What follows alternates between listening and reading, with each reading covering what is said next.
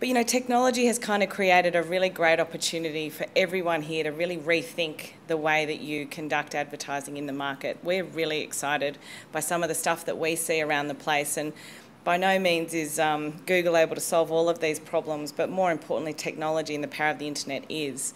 And I just wanted to sort of kick off with, I guess, a bit of a framing, because if we start with a big, hairy, audacious goal of creating this perfect ad for everyone and saying that an ad is really a way to create an emotional connection with a consumer that might engage them to buy your product one day, that's kind of the goal, then you have to sort of start with a no constraints world.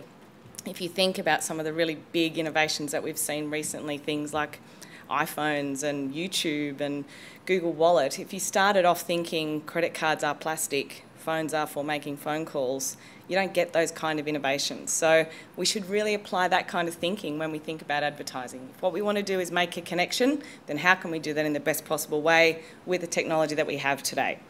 So you are not a tough crowd to convince that consumers love advertising, right?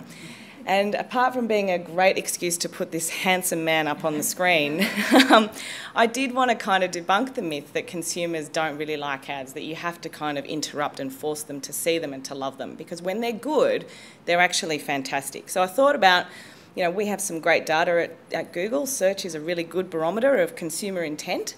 And I thought I used to actually do this for Mark quite a lot when he was at CBA, throw out a few queries and see how popular they are. So if you think about really big issues in the US at the moment, you've got things like the US debt crisis and you've got this Old Spice campaign that went out there. Now, no offence, but when people come to search, they don't lie. They actually type in what they're interested in looking at. And I think this is a really great example of when an ad is great and it connects with people, they actually seek it out. So we love a bit of experimentation at Google, and I thought I'll just spend the next sort of 15 minutes taking you through the 4 big elements that we've seen. When we look at really great ads that have amazing cut through, there's some common elements that are there. So I just wanted to sort of share our theory on what they are. Basically, there's 4 of them: speed, personalisation, sense of community or a social element, and accuracy. And the great thing is the technology makes all of these possible today. It doesn't mean that they can't exist in traditional or offline worlds, but when you think about them in a whole sort of multimedia approach, you really can start to get some great work.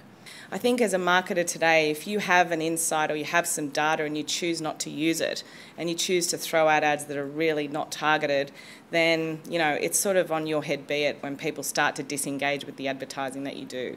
You have the ability to be very, very targeted and actually create the perfect ad for everybody if you want one.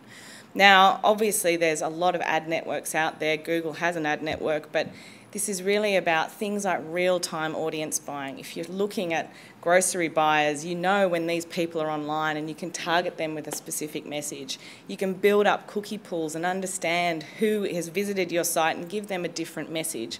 But more importantly, you can reward your existing customers and not give them the same sort of messages that you're trying to send to new prospects.